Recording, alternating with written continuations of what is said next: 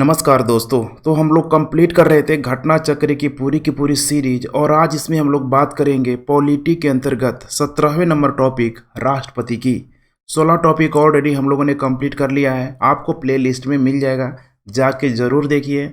और आप फिर यूपीएससी पीसीएस एसएससी किसी भी अगर एग्ज़ाम की आप तैयारी कर रहे हैं तो ये काफ़ी फ़ायदेमंद होगा ही होगा। इसमें हमारा जो आज कंप्लीट करने का जो प्रक्रिया होगा, पहले हम लोग थ्योरी पोर्शन को देखेंगे और उसके तत्पश्चात सबसे इम्पोर्टेंट 100 प्लस जो एमसीक्यू है यहाँ पे सबसे इम्पोर्टेंट होगा, क्योंकि ये एमसीक्यू यूपीएससी या फिर किसी न किसी स्टेट पीसीएस एग्जाम में पूछे गए ही होते हैं। तो चलिए हम लोग यहाँ पे शुरू करते हैं सबसे पहले थ्योरी पोर्शन को। अब यहाँ पे बात करते हैं हम लोग राष्ट्रपति की। तो देखिए, जब भारत के संविधान का जब निर्माण हो गया, संविधान सभा के द्वारा जब एक्सेप्ट कर लिया गया, तो आप लोग यहाँ पे ध्यान रखिएगा 24 जनवरी 1900 ठीक है 50 को यहाँ पे जस्ट 26 जनवरी के लागू करने से पहले बुलाया गया और उस बैठक में ध्यान रखिएगा कि भारत के प्रथम राष्ट्रपति के रूप में इसी समय डॉक्टर राजेंद्र प्रसाद को चुना गया। इसके तत्पश्चात 26 जनवरी को यहाँ पे बोल दिया गया कि अब पूरा का पूरे भारत में संविधान यहाँ पे लागू हो जाएगा। अब ऐसा क्यों किया गया, इसे आप समझने का प्रयास करिए कि उस समय एक गठित जो भी संविधान सभा थी, ये प्रक्रिया उनके द्वारा ही किया जा रहा है, क्योंकि उस समय कोई सरकार नहीं बनी थी। उस समय कोई लोकसभा का कोई सदस्य नहीं था, कोई विधान मंडल का कोई सदस्य नहीं था, जो भी थे अप्रत्यक्ष निर्वाचन प्रणाली की प्रक्रिया के द्वारा ही लोग चुने गए थे। तो इसीलिए काफ़ी इम्पोर्टेंट हो जाता है। और फिर उसके बाद 26 जनवरी 1950 को संविधान यहाँ पे लागू हो गया।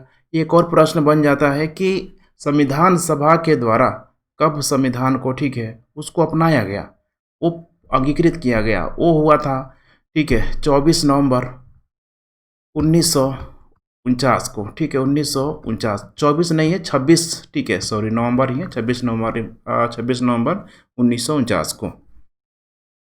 अब आइए हम लोग थ्योरी पोर्शन में देखते हैं। तो भारत का राष्ट्रपति देश का प्रथम नागरिक भी होता है। अनुच्छेद 52 के अनुसार भारत का एक राष्ट्रपति होगा। अनुच्छेद 53 के तहत संघ की समस्त कार्यपालिका शक्ति, ध्यान रखिएगा, संघ की समस्त कार्यपालिका शक्ति राष्ट्रपति में निहित होती है।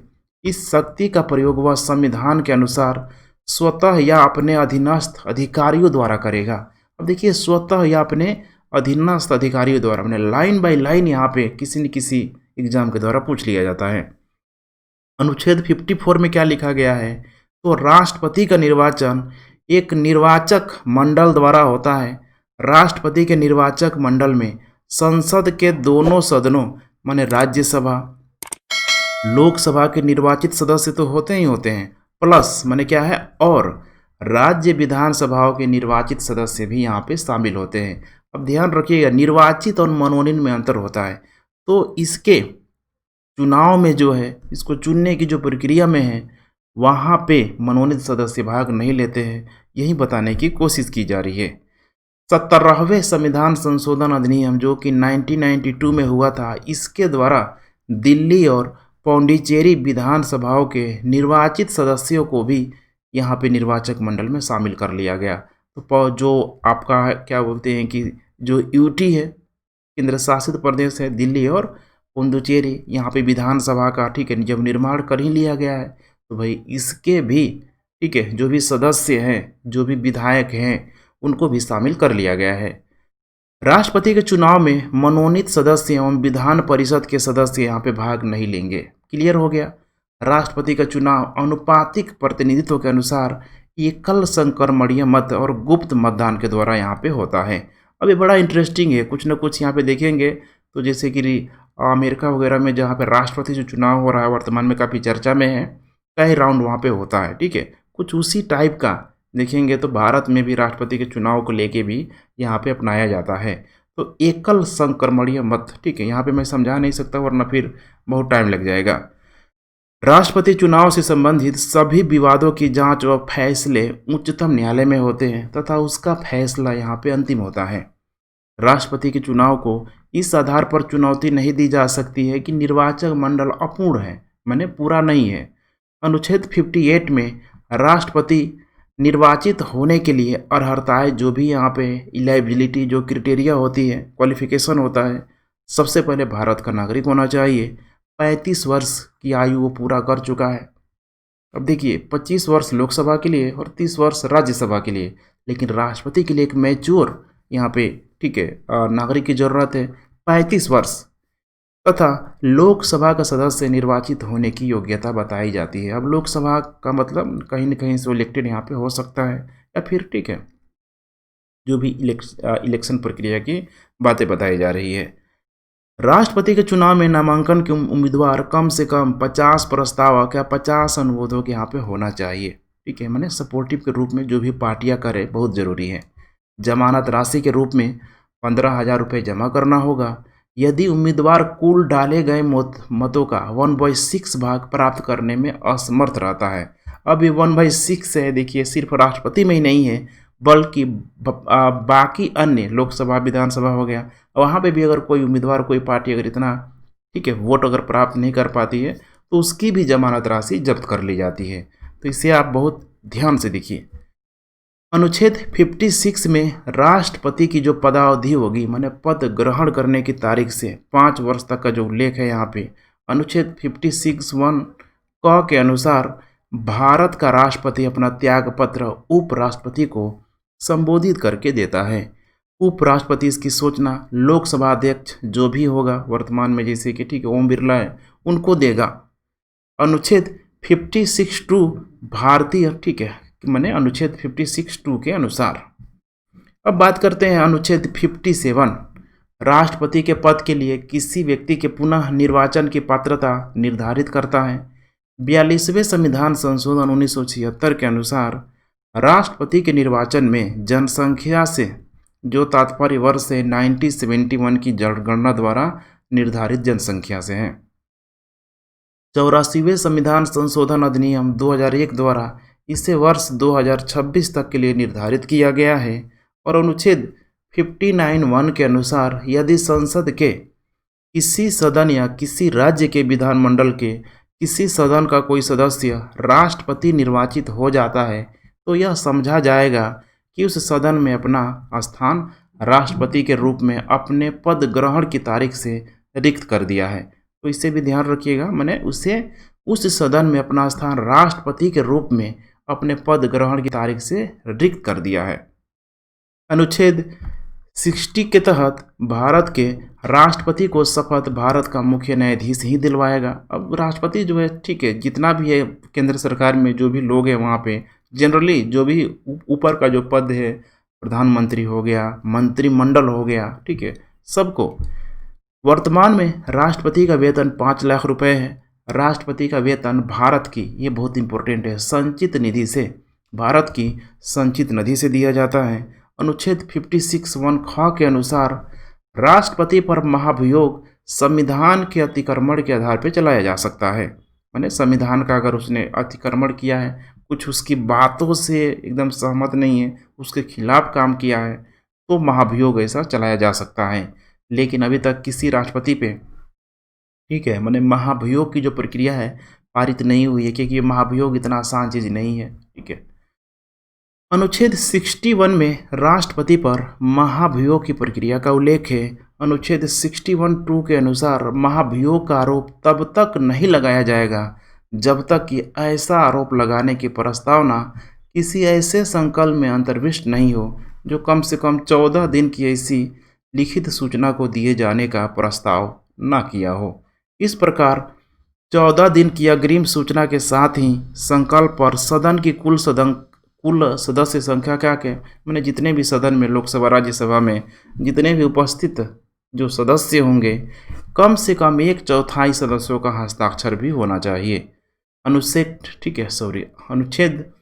आर्टिकल यहाँ पे 62 सब आर्टिकल 2 के अनुसार यदि राष्ट्रपति पद की रिक्ति, राष्ट्रपति की मृत्यु, पद त्याग या पद से हटाए जाने के कारण हुई है तो पद रिक्त को भरने के लिए निर्वाचन रिक्त होने की तारीख के पश्चात यथाशीघ्र, और ध्यान से देखिए प्रत्येक दशा में 6 माह बीतने से पहले यहाँ पे किया ही जाएगा। मैंने एकदम मैंडेटरी अनिवार्य है। यदि मृत्यु त्याग पत्र अथवा हटाए जाने की स्थिति में राष्ट्रपति का पद रिक्त हो तो पद का कार्यभार उपराष्ट्रपति संभालेगा।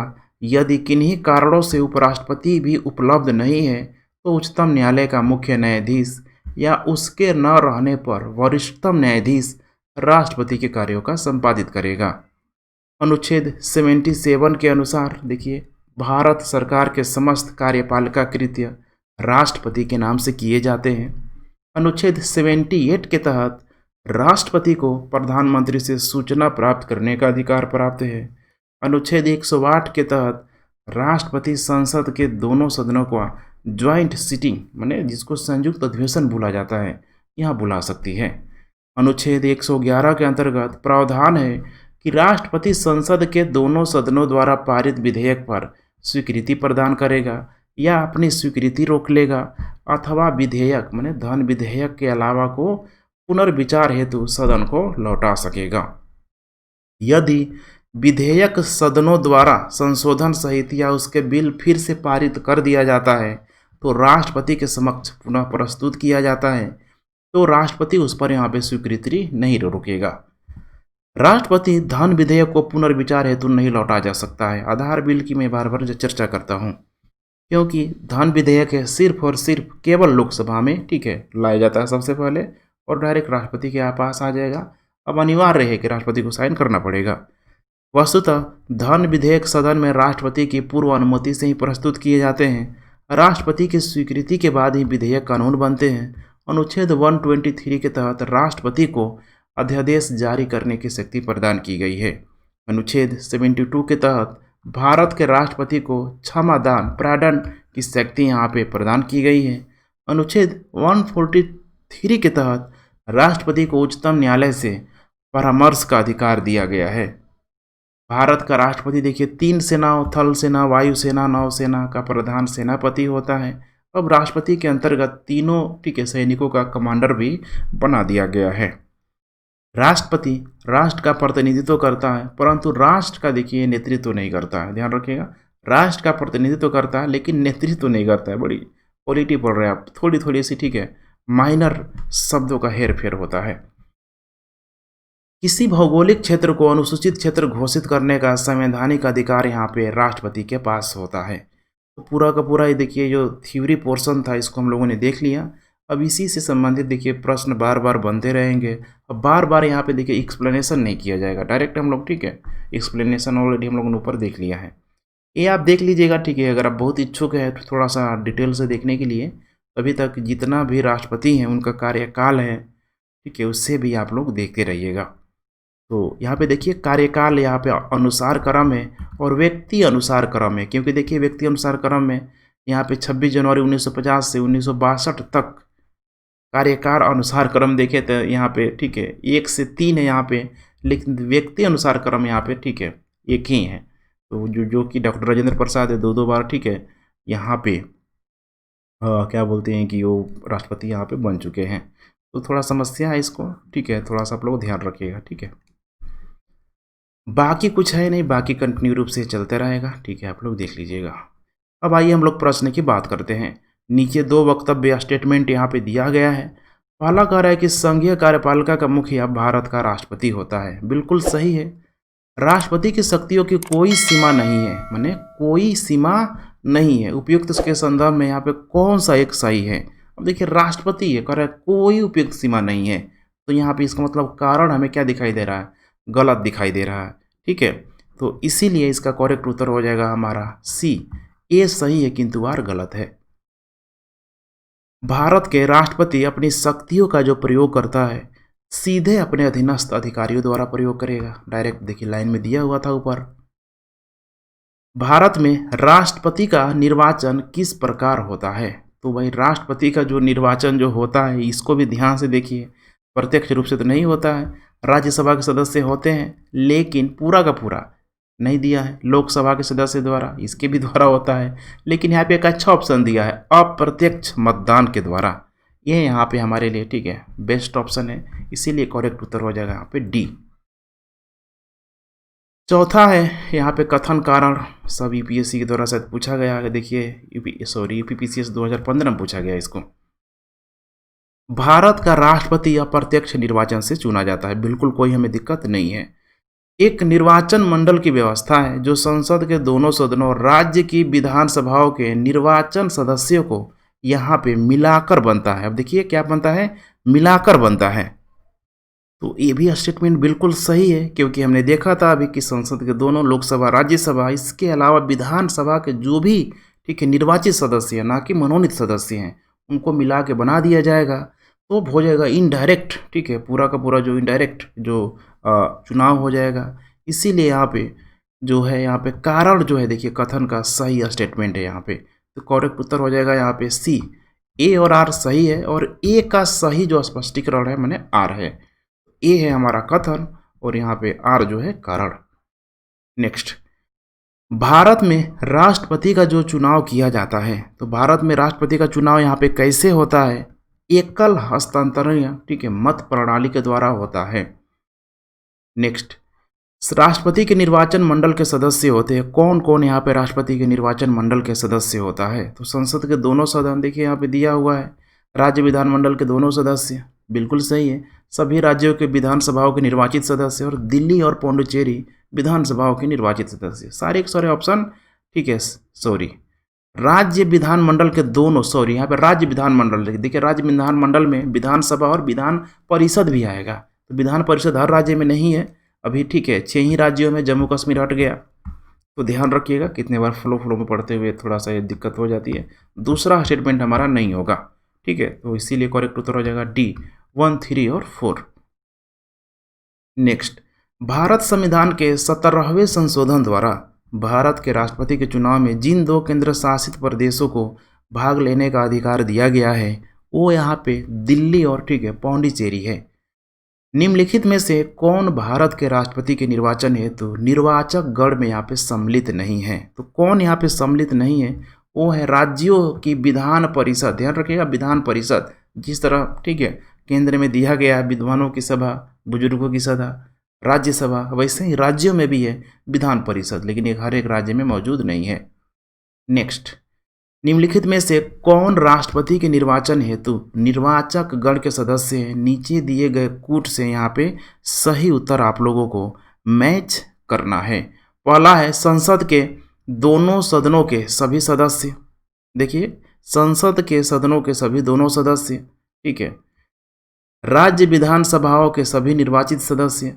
तीसरा है संघ राज्य क्षेत्रों की विधानसभाओं के सभी निर्वाचित सदस्य, और सभी राज्यपाल तथा उपराज्यपाल। अब थोड़ा ध्यान से पढ़िए, राष्ट्रपति के निर्वाचक हेतु निर्वाचक गण के सदस्य हैं, ठीक है, तो यहाँ पे आप लोग ध्यान रखेंगे संसद के दोनों सदस्य तो आएगा, राज्य विधानसभाओं के सभी निर्वाचित सदस्य, ठीक है, ये भी यहाँ पे आएगा ही आएगा। सॉरी, कुछ मैं गलत कर रहा हूँ क्या, सॉरी, यहाँ पे सभी सदस्य हैं ना, तो सभी सदस्य में यहाँ पे क्या आ जाएगा, मनोनीत भी आ जाएगा। यही है सावधानी, देखिए मनोनीत है यहाँ पे, और हमें मनोनीत नहीं सिर्फ निर्वाचित देखना है। तो संसद के दोनों सदस्य तो रहेगा, लेकिन सभी जो दिया है ये गलत हो जाएगा, इसीलिए। दूसरा है राज्य विधानसभाओं के सभी निर्वाचित सदस्य, ये देखिए सभी निर्वाचित दिया है, सिर्फ मनोनीत नहीं दिया, इसीलिए दूसरा सही होगा। तीसरा है संघ राज्य क्षेत्रों की विधानसभाओं के सभी निर्वाचित सदस्य, ये भी सही है। तीसरा भी स्टेटमेंट दिल्ली और पौंडुचेरी इसमें आ जाएगा, तो ध्यान रखिएगा, ठीक है, 2 और 3 सही हो जाएगा। सभी राज्यपाल तथा उपराज्यपाल, इसका कोई मतलब नहीं है, 2 और 3। नेक्स्ट, भारत में राष्ट्रपति के चुनाव के लिए चुनाव मंडल के, इसके लिए चुनाव मंडल के लिए जो सदस्य होते हैं, कौन कौन इसके सदस्य होते हैं, तो लोकसभा के चुने हुए सदस्य, बिल्कुल सही है। राज्यसभा के चुने हुए सदस्य भी बिल्कुल सही है। अब कह रहा है कि राज्य विधानसभा के चुने हुए सदस्य, सही है। अब फिर से दे दिया, देखिए विधान परिषद, ठीक है, अब मामला गड़बड़ हो गया, इसीलिए करेक्ट उत्तर हो जाएगा हमारा सी। भारत के राष्ट्रपति चुने जाते हैं, देखिए बार बार अब राष्ट्रपति को लेके बार बार क्या हो रहा है, रिपीट हो रहा है। डी ऑप्शन सही है, राज्यसभा, लोकसभा और राज्य की विधानसभाओं के निर्वाचित सदस्य। निम्नलिखित में से कौन राष्ट्रपति के चुनाव प्रकरण के लिए यहाँ पे सही नहीं है, मैंने कौन प्रक्रिया राष्ट्रपति के चुनाव के लिए सही नहीं है, तो यहाँ पे इसका करेक्ट उत्तर हो जाएगा निर्वाचक मंडल के अपूर्ण होने के आधार पर राष्ट्रपति का चुनाव यहाँ पे स्थगित किया जा सकता है।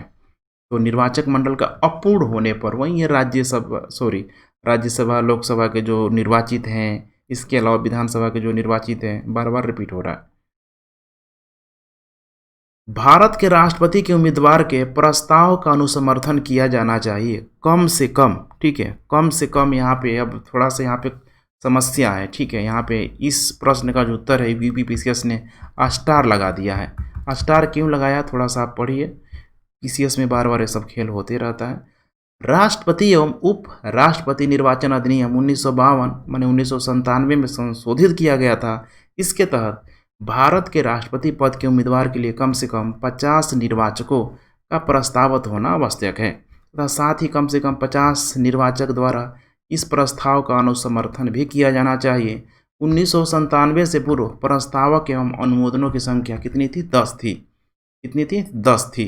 लेकिन फिर भी यहाँ पे कमीशन ने, ध्यान रखिएगा कि इस उत्तर को स्टार माना हुआ है, ठीक है। तो यहाँ पे करेक्ट उत्तर हो जाएगा हमारा डी, लेकिन कमीशन के द्वारा माना गया है स्टार।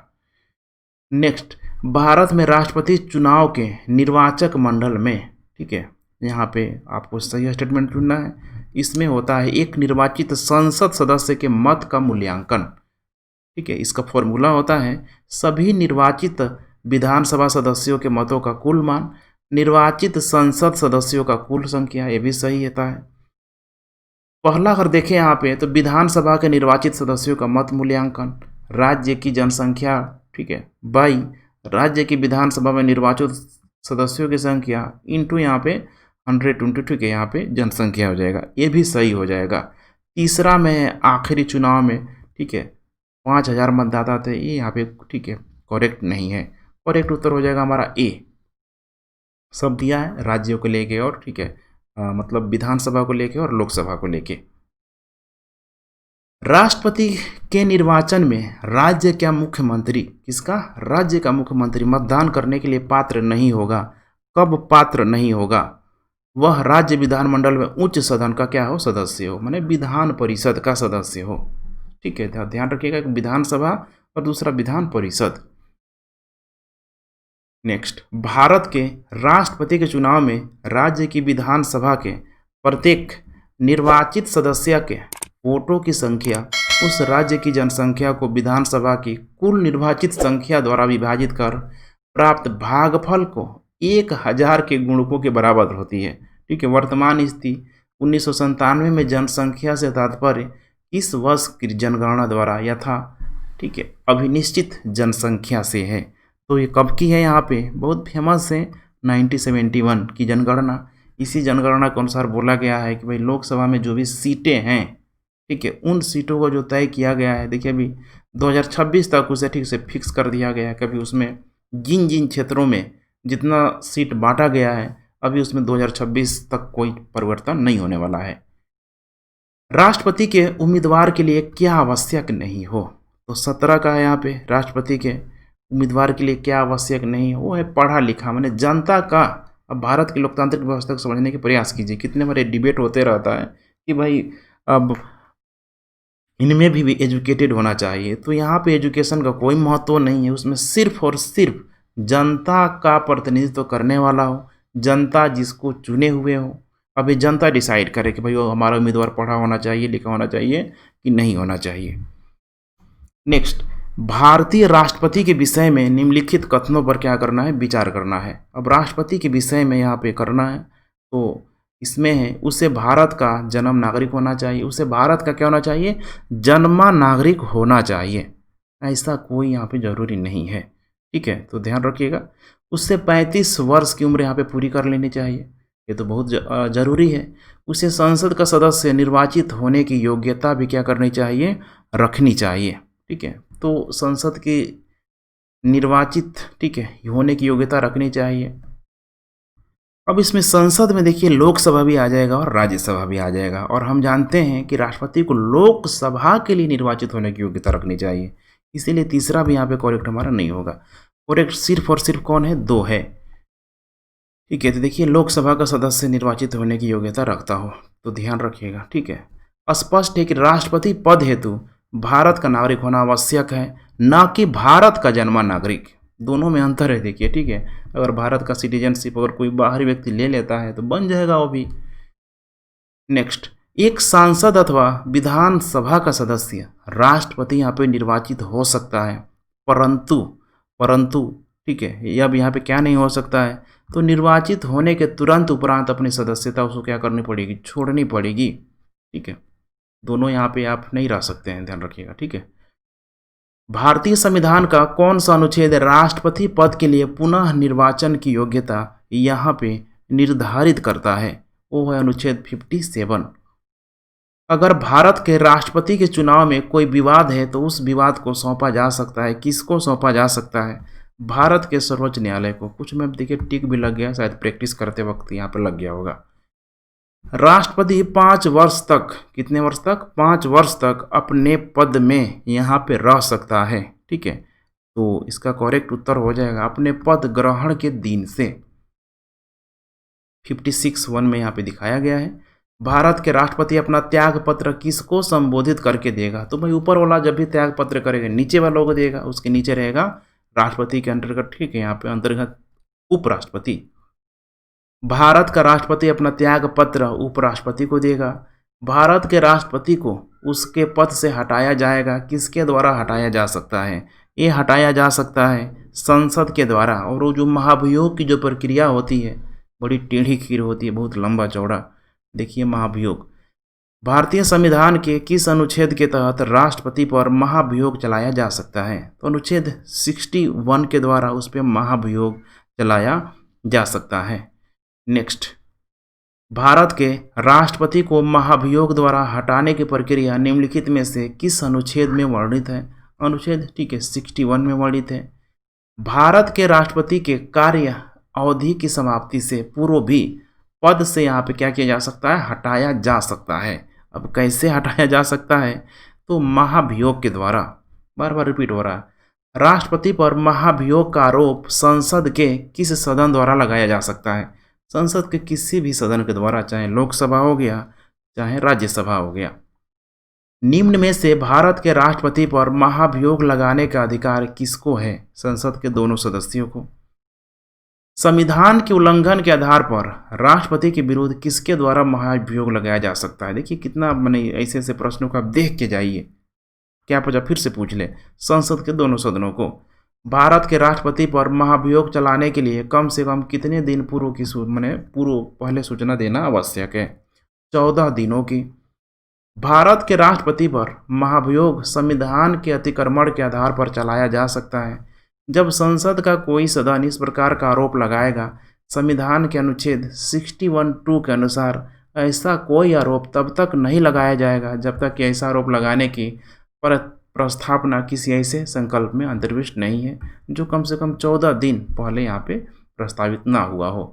नेक्स्ट, निम्नलिखित में से कौन भारत के राष्ट्रपति के निर्वाचक गण का तो भाग है परंतु उसके महाभियोग अधिग्रहण का भाग नहीं है? देखिए यहाँ पे राज्य की जो विधानसभाएं हैं बेटर ऑप्शन है यहाँ पे। ठीक है, यहाँ से राष्ट्रपति का कुछ नहीं हो सकता है। भारत के राष्ट्रपति के महाभियोग की जो प्रक्रिया है, कैसी प्रक्रिया है महाभियोग की? इसका करेक्ट उत्तर है अर्ध न्यायिक प्रक्रिया है, पूरा का पूरा। ठीक है, न्यायिक नहीं, अर्ध न्यायिक। राष्ट्रपति का रिक्त स्थान भर लिया जाना चाहिए, 6 माह के अंदर यहाँ पे भर लिया जाना चाहिए। पदासीन राष्ट्रपति की पदावधि की समाप्ति से भिन्न किसी कारण से उत्पन्न होने वाले रिक्ति की दिशा में रिक्ति भरने के लिए निर्वाचन अवश्य हो जाना चाहिए। कितना? 6 माह के भीतर। देखिए कैसे प्रश्न को गोल मोटोल करके पूछ रहा है। भारत के राष्ट्रपति की मृत्यु, पद त्याग अथवा हटाए जाने पर पद में हुई रिक्ति को भरने की समय सीमा है 6 माह। जब राष्ट्रपति मृत्यु, त्यागपत्र, पदच्युत या अन्य कारणों से अपने कर्तव्यों को नहीं निभा सकता है तो उपराष्ट्रपति कितने समय तक राष्ट्रपति के रूप में कार्य करेगा? 6 माह। उसके तत्पश्चात चुनाव होना यह एकदम मैंडेटरी है। नेक्स्ट, यदि मृत्यु, त्यागपत्र अथवा हटाए जाने की स्थिति में भारत के राष्ट्रपति का पद रिक्त हो जाए तो उस पद का कार्यभार कौन संभालेगा? वो संभालेगा यहाँ पे उपराष्ट्रपति। नेक्स्ट, यदि भारत के राष्ट्रपति का पद रिक्त हो जाए और कोई राष्ट्रपति भी ना हो तो निम्न में से कौन कार्यवाहक राष्ट्रपति होगा? Chief justice of India. देखिए मैंने लाइन लगाया, देखिए ये सब। यदि राष्ट्रपति एवं उपराष्ट्रपति का पद खाली हो तो भारत के राष्ट्रपति के पद पर कौन होता है? ये होते हैं भारत के मुख्य न्यायाधीश। यदि भारत में राष्ट्रपति एवं उपराष्ट्रपति का पद एक ही समय बिंदु पर खाली हो जाता है, टर्म कंडीशन दे दिया, तो राष्ट्रपति का पद अस्थायी तौर पर निम्नांकित अधिकारी धारण करेगा। देखिए उपराष्ट्रपति रहे नहीं रहे, ठीक है, लास्ट में मामला आएगा चीफ जस्टिस ऑफ इंडिया के पास ही आएगा, और इसी घटना एक बार इतिहास में हो चुकी है। नेक्स्ट, ठीक है, भारत का कार्यपालिका अध्यक्ष एग्जीक्यूटिव हेड यहाँ पे कौन है? वो है राष्ट्रपति है। संविधान के निम्नलिखित अनुच्छेदों में से किस एक के अंतर्गत संघ की कार्यपालिका शक्ति राष्ट्रपति में निहित है? अनुच्छेद 53 में बड़ी अच्छे से इसको एक्सप्लेन किया गया था। नेक्स्ट, भारतीय संविधान में समस्त कार्यपालिका शक्तियां निहित है राष्ट्रपति में, राष्ट्रपति पढ़ भी रहे हैं। भारतीय संविधान में केंद्रीय सरकार की अधिशासी शक्तियों को इसमें निहित किया गया है, भारत के राष्ट्रपति में निहित किया गया है। नीचे दो वक्तव्य यहाँ पे दिया गया है, कथन है और ठीक है कारण भी है, यहाँ पे थोड़ा सा आप लोग ध्यान से यहाँ पे ठीक है देखने की कोशिश कीजिए, इस तरह का प्रश्न इतना आसान नहीं होता है। संघ की कार्यपालिका शक्ति भारत के राष्ट्रपति में निहित है, बिल्कुल सही है। कार्यपालिका शक्तियाँ सरकार का व्यवसाय चलाने से ठीक है संबंधित है। देखिए कार्यपालिका शक्तियाँ सरकार के व्यवसाय चलाने से क्या है संबंधित है। व्यवसाय का मतलब आप ठीक है मत समझिएगा, ठीक है, मैंने उसका ठीक है प्रोफेशन के रूप में इसे समझिए, तो ये भी बिल्कुल सही है, लेकिन कारण कथन का सही स्पष्टीकरण नहीं कर रहा है, इसीलिए करेक्ट उत्तर हो जाएगा हमारा बी। नेक्स्ट, निम्नलिखित कथनों पर विचार कीजिए और नीचे दिए गए कूट से उत्तर का यहाँ पे चुनाव करिए। ठीक है, तो कह रहा है कि संघ की कार्यपालिका शक्ति प्रधानमंत्री में निहित है। ऐसा नहीं है, कार्यपालिका शक्ति ठीक है राष्ट्रपति में निहित है, पहला गलत है। प्रधानमंत्री की नियुक्ति राष्ट्रपति द्वारा किया जाती है, नियुक्ति है ठीक है, क्योंकि ऑथराइजेशन की प्रक्रिया है, बिल्कुल सही है। प्रधानमंत्री मंत्री परिषद के प्रधान होते हैं, सही है। यह आवश्यक नहीं है कि नियुक्ति के समय प्रधानमंत्री संसद के किसी सदन का सदस्य हो, ये भी बिल्कुल यहाँ पे सही है, क्योंकि ठीक है 6 महीने के अंदर उनको सदस्यता लेना अनिवार्य हो जाता है। अब ये मामला फंसा हुआ था विधानसभा में महाराष्ट्र में, ठीक है, तो इसका करेक्ट उत्तर हो जाएगा 2, 3 और 4। निम्नांकित में से कौन भारतीय गणतंत्र का यहाँ पे प्रमुख है? भारत का राष्ट्रपति। बार बार देखिए, भारतीय संविधान के निम्नलिखित में से किस एक संशोधन द्वारा राष्ट्रपति को कोई भी मामला मंत्रिपरिषद द्वारा पुनर्विचार किए जाने के लिए वापस भेजने का अधिकार दिया गया है? तो किसके द्वारा दिया गया है? 44वें ठीक है आर्टिकल यहाँ पे है, ध्यान रखिएगा, 44वें संशोधन के द्वारा। ठीक है, राष्ट्रपति लोकसभा को कब भंग कर सकते हैं? केंद्रीय मंत्रिमंडल की अनुशंसा पर भंग किया जा सकता है। भारत की राष्ट्रपति मंत्रिपरिषद की अनुशंसा पर लोकसभा को भंग कर सकता है। लोकसभा और राज्यसभा की ज्वाइंट सीटिंग बैठक किसके द्वारा आहूत की जाती है? ये ठीक है बुलाएगा भी और खत्म भी करेगा, ठीक है, राष्ट्रपति द्वारा। नेक्स्ट, अनुच्छेद 108 के अंतर्गत लोकसभा और राज्यसभा की संयुक्त बैठक आहूत की जाती है राष्ट्रपति द्वारा। ज्वाइंट सीटिंग देखिए बार बार पूछ रहा है। भारतीय संसद का संयुक्त अधिवेशन निम्नलिखित में से कौन एक बुला सकता है? राष्ट्रपति बुला सकता है, खत्म भी राष्ट्रपति कर सकता है। भारत के राष्ट्रपति से संबंधित निम्नलिखित कथनों में से कौन सा एक यहाँ पे सही नहीं है?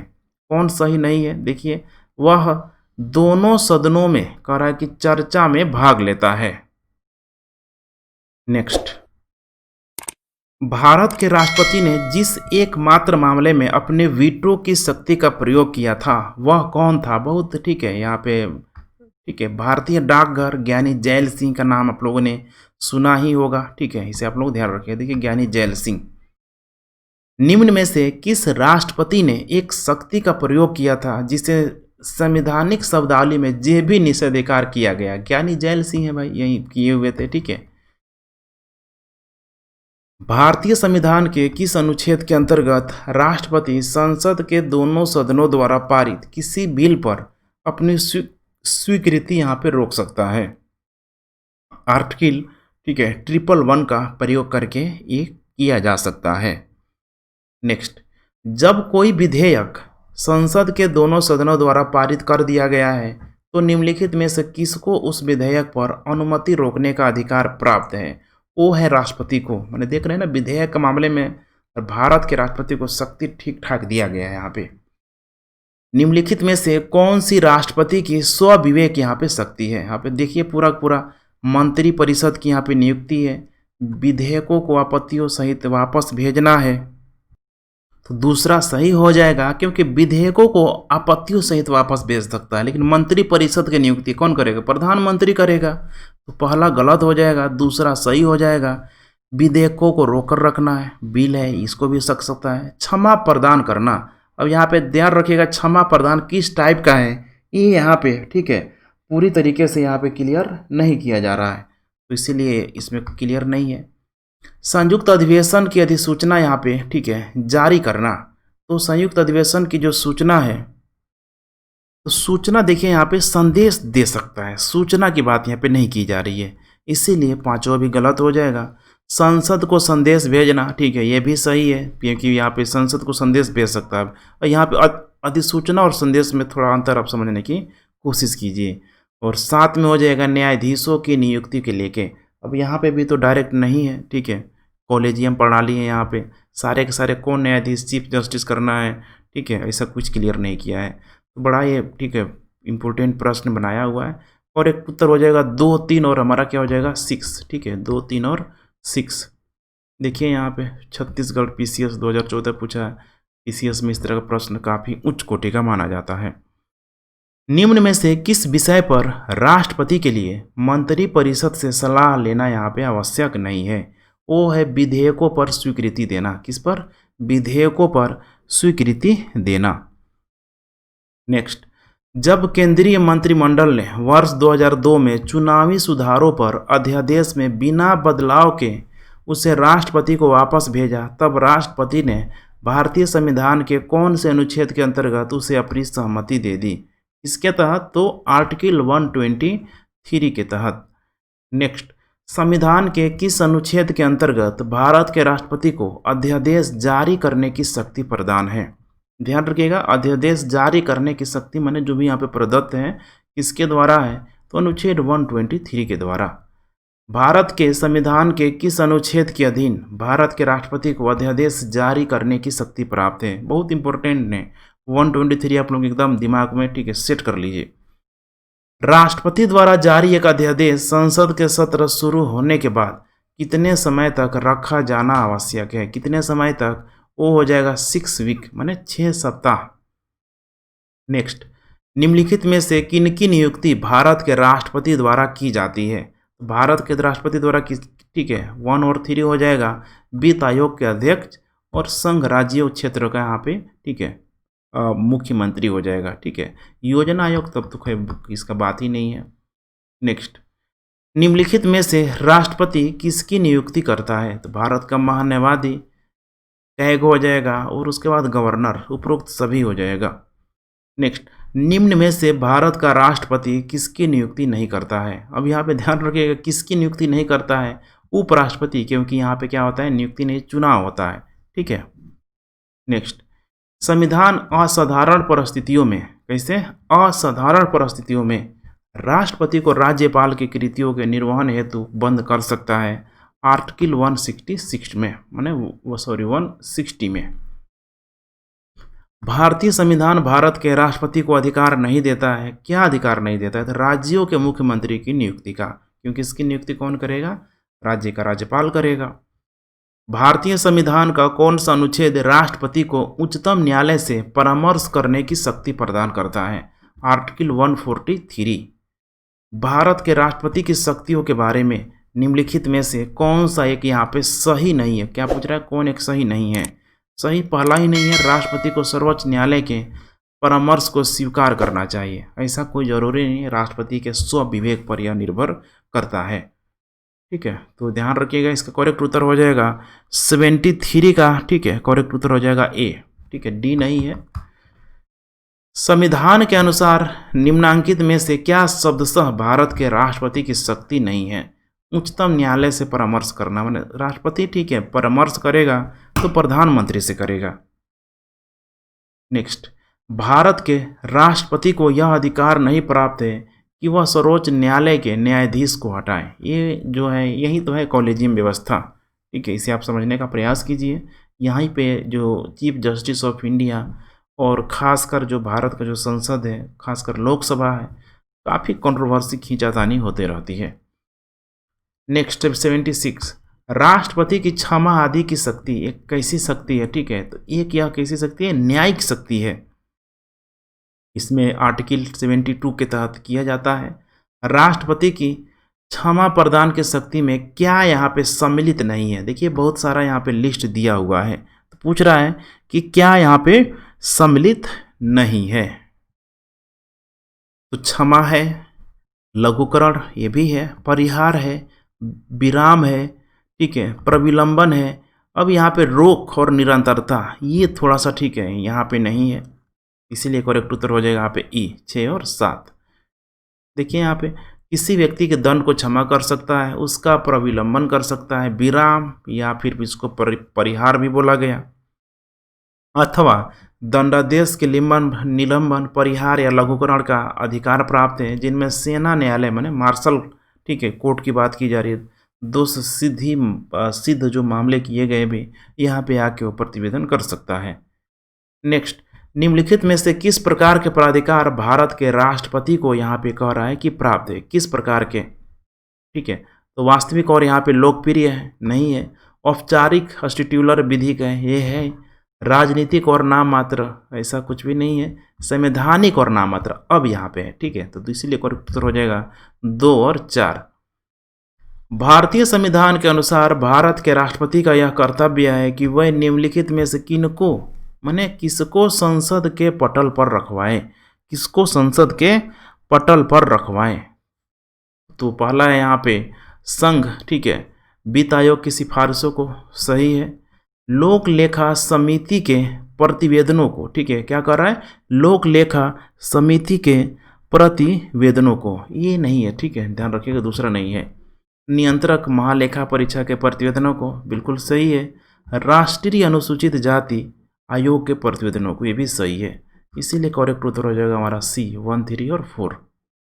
नेक्स्ट, निम्न में से कौन सा संवैधानिक विशेषाधिकार राष्ट्रपति का कहिएगा नहीं है। तो वित्तीय बिल को पुनर्विचार हेतु लौटाना, जो लोकसभा में सिर्फ पारित होता है। संसद के लिए राष्ट्रपति का अभिभाषण कौन तैयार करता है। तो संसद के लिए देखिए राष्ट्रपति का कर अभिभाषण, ठीक है, तो इसका करेक्ट उत्तर हो जाएगा केंद्रीय मंत्रिमंडल, माने जो भी जिसकी सरकार बनी हुई है। निम्न कथनों पर यहाँ पे विचार करना है, ठीक है, ये 2 नंबर है यहाँ पे कि भारत का राष्ट्रपति, क्या भारत का राष्ट्रपति ब्रिटिश राजा से क्या है, भिन्न है, बिल्कुल भिन्न है। भारत के राष्ट्रपति का पद अमेरिका के राष्ट्रपति से, ठीक है, मिलता है। अब यदि अमेरिका का राष्ट्रपति, ठीक है, वहाँ जो व्यवस्था है काफ़ी मजबूत है। भारत के राष्ट्रपति अमेरिकी के राष्ट्रपति से थोड़ा कमज़ोर है, थोड़ा नहीं बहुत ज़्यादा है, ठीक है। तो ये सही है, आर गलत है, हो जाएगा सी। नेक्स्ट, नीचे दिए गए 2 कथन यहाँ पे दिया गया है। राष्ट्रपति संसद का भाग है, बिल्कुल सही। संसद के दोनों सदनों द्वारा पारित विधेयक बिना राष्ट्रपति की स्वीकृति के बिना कानून यहाँ पे नहीं बना सकता है, ये भी बिल्कुल सही है। इसलिए ए और आर दोनों सही है और आर ए सही का स्पष्टीकरण भी कर रहा है। नेक्स्ट, नीचे 2 कथन है। कथन ए है यहाँ पे, रक्षा बलों का सर्वोच्च कमांडर राष्ट्रपति में निहित है, बिल्कुल सही है। प्रधान सेनापति की हैसियत से राष्ट्रपति की जो शक्ति आप विधायी नियंत्रण से स्वतंत्र है। अब देखिए यहाँ पे स्वतंत्र नहीं है, ठीक है, यहाँ पे जब भी होगा प्रधानमंत्री की सलाह से होगा, तो इसीलिए यहाँ पे सी। स्वतंत्र भारत के प्रथम राष्ट्रपति थे बिहार से। इसके अलावा भारत के जो चौथे राष्ट्रपति, ठीक है, चौथे राष्ट्रपति भारत के कौन थे यहाँ पे, आप लोग यहाँ पे ध्यान से देखिए, Shri V V Giri, doctor S Radhakrishnan, doctor Zakir Hussain और डॉक्टर फखरुद्दीन अली अहमद, ठीक है। तो इसका करेक्ट उत्तर यहाँ पे हो जाएगा वीबी गिरी, ठीक है, वीबी गिरी। 2 अवधि के लिए भारत के राष्ट्रपति कौन थे, यही थे डॉक्टर राजेंद्र प्रसाद। अब यही देखिए टाइम लाइन दिया हुआ है, ठीक है, एक ही व्यक्ति 2 बार है।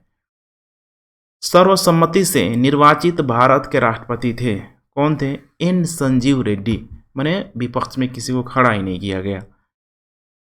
भारतीय राष्ट्रपति के सर्वसम्मति से चुने जाने का अभी तक एकमात्र उदाहरण है नीलम संजीव रेड्डी, इसीलिए इनका नाम काफ़ी इंपॉर्टेंट हो जाता है।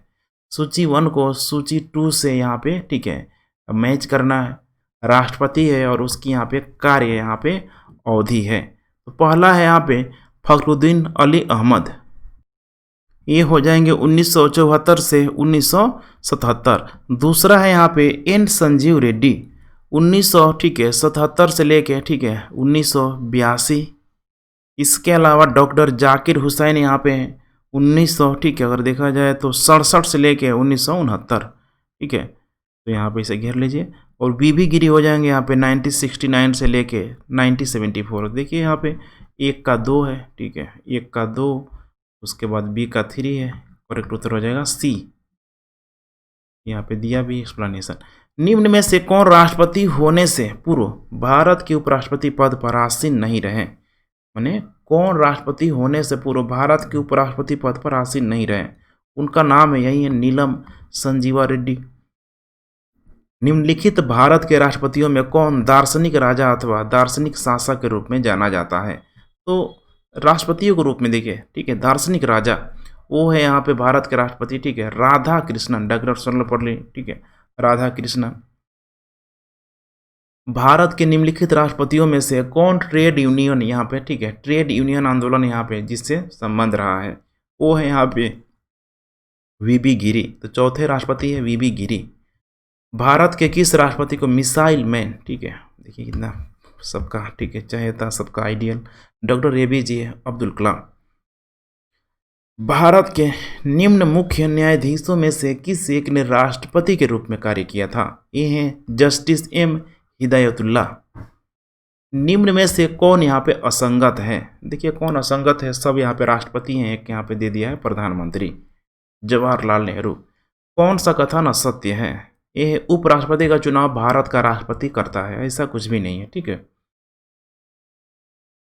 कथन पहला दिया है 98 में, अपने कार्यकाल के दौरान भारत के राष्ट्रपति के विरुद्ध किसी भी न्यायालय में मुकदमा नहीं चलाया जा सकता है ठीक है। तो अपने कार्यकाल के दौरान ठीक है, यहाँ पे ध्यान से पढ़िए, भारत के राष्ट्रपति के विरुद्ध किसी भी न्यायालय में उन्हें किसी में नहीं किया जा सकता है। समझ रहे हैं ना, बिल्कुल सही है। कोई गोली भी मार दे तो नहीं जब्त कर सकते हैं। कारण है राष्ट्रपति का पद संविधान के ऊपर होता है। अब ये थोड़ा सा ठीक है दिक्कत हो गया, इसीलिए कथन यहाँ पे सही है, लेकिन ठीक है कारण गलत हो गया। नेक्स्ट, श्रीमती प्रतिभा पाटिल का भारतीय गणतंत्र के राष्ट्रपति के रूप में क्रम क्या है? क्रम है यहाँ पे 12वां, ध्यान रखिएगा, राष्ट्रपति के रूप में, लेकिन व्यक्ति के रूप में देखेंगे तो 13। अब ये 13 क्यों हो रहा है तो याद करिए ठीक है, डॉक्टर राजेंद्र प्रसाद को, एक ही व्यक्ति यहाँ पे 2 बार ठीक है वो बन चुके हैं। एक विधेयक जो संसद में प्रस्तुत किया जाता है, कौन सी क्रिया के बाद अधिनियम बन जाता है? जब राष्ट्रपति अपनी सहमति दे दे। नेक्स्ट, निम्नलिखित में से किसी भौगोलिक क्षेत्र को अनुसूचित घोषित करने का संवैधानिक अधिकार किसको है? वो है राष्ट्रपति को। नेक्स्ट, वह राष्ट्र का प्रतिनिधित्व करता है परंतु राष्ट्र का नेतृत्व नहीं करता है। यह उक्ति निम्न में से किस पर लागू होती है? ये है राष्ट्रपति पे ठीक है, उन्हें राष्ट्र का प्रतिनिधित्व करता है लेकिन राष्ट्र का नेतृत्व नहीं करता है। भारत के पूर्व राष्ट्रपतियों में निम्नलिखित में से कौन बिहार के राज्यपाल यहाँ पे रह चुके हैं? कौन बिहार के राज्यपाल रह चुके हैं? वो है डॉक्टर जाकिर हुसैन। निम्न में से कौन से राष्ट्रपति सर्वोच्च न्यायालय में उपस्थित हुए थे जब सर्वोच्च न्यायालय राष्ट्रपति के निर्वाचन विवाद की सुनवाई कर रहा था? वो थे वीबी गिरी ठीक है, वीबी गिरी, ध्यान रखिएगा यही थे ठीक है। राष्ट्रपति भवन को डिजाइन किया गया था, अभी ये भी इम्पोर्टेंट प्रश्न है, इसे देखिएगा, पूछा जा सकता है, एडविन ल्यूटिनियस के द्वारा। तो यहाँ पे आंसर है, मैच भी कर सकते हैं आप ठीक है। इसके अलावा और कोई समस्या हो तो नीचे आप कमेंट कर सकते हैं। चलिए फ्रेंड्स, आज पॉलिटी के एक टॉपिक को देख लिया। अब नेक्स्ट जो टॉपिक है उपराष्ट्रपति आएगा, बारी बारी से इसे सारे पूरे ठीक है कवर को, पूरे सिलेबस को कवर किया जाएगा। आप लोग बिल्कुल ठीक है परेशान मत होइए। काफ़ी स्टूडेंट का कमेंट आ रहा है, मैसेज भी आ रहा है कि पॉलिटी सर कंप्लीट होगा ना? बिल्कुल होगा, पूरा का पूरा होगा, इसी वे में होगा। शॉर्टकट देखिए, सफलता का कोई मार्ग नहीं है। पूरा हम लोग विस्तृत एकदम विश्लेषण के साथ इसको कंप्लीट करेंगे, थ्योरी के साथ कंप्लीट करेंगे। चलिए friends, thanks for watching and जय हिंद।